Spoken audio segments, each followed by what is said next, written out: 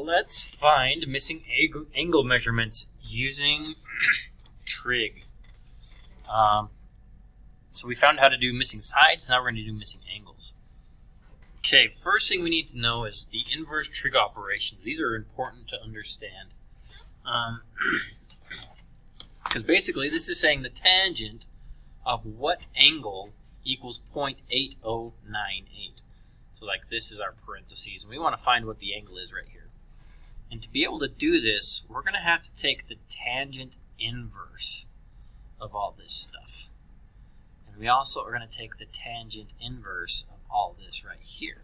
Okay, so let's go ahead and go over to Desmos, and we're going to put in the tangent inverse of 0.8098.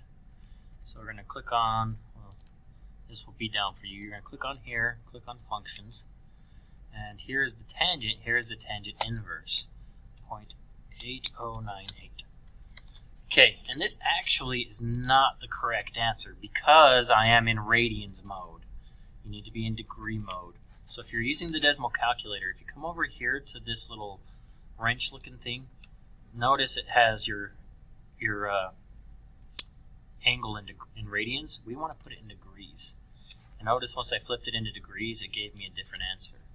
So there is my answer right there. So it'd be 39 degrees. So the y equals 39 degrees. Okay? Alright, now we have the cosine of y equals 0.5150. So we are going to do the cosine inverse. So that's the cosine to the little negative 1 power of all this. Because that gets your cosines to disappear when we get to y equals the cosine inverse of 0.5150.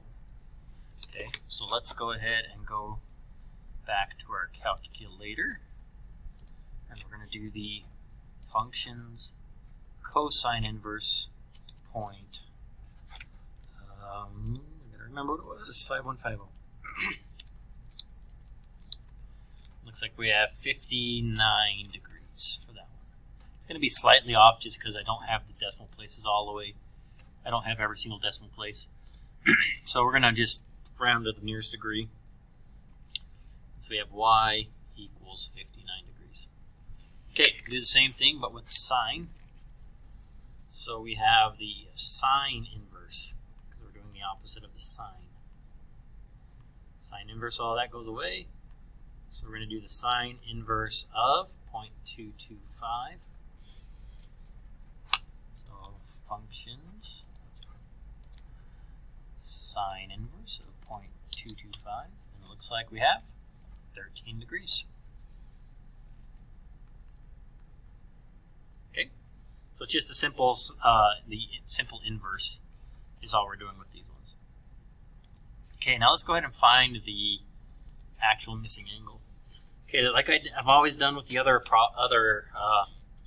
assignments, I'm going to go ahead and label my sides first. This is my hypotenuse, here's my angle, so this is the opposite, and this is the adjacent. So if I'm looking at SOHCAHTOA, which one has an H and an A? That would be my cosine. So I'm going to set up this problem as the cosine of x, because that's what we're going to call this angle here, x, equals adjacent over hypotenuse, so 29 over 36. Okay, we got to get rid of the cosine, so we're just going to do the cosine inverse of all this, and the cosines go away, and I get x equals the cosine inverse of 29 over 36, and that's what I'm going to put in my calculator. Okay, so let's go back to the calculator. Functions, cosine inverse, 29 over 36. Close my parentheses, and I get 36.33605. So let's just do 36.3.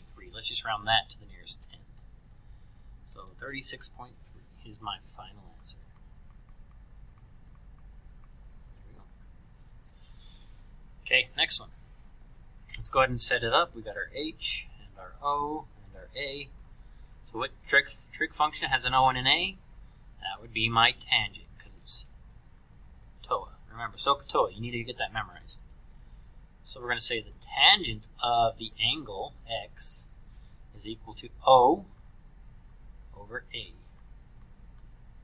Okay, now we just do the tangent inverse. So your tangents cancel out, and x equals the tangent inverse of 32 over 45. So let's go ahead and plug that in. So functions, tangent inverse of 32 divided by 45. And we get 35.417, so we'll just say 35.4 after it has been rounded. So 35.4 would be my final answer. Alright, now if we look at this one, let's go ahead and label our sides. We got the H, the O, and the A. So which trig function uses S and or uses O and H? That would be my sine.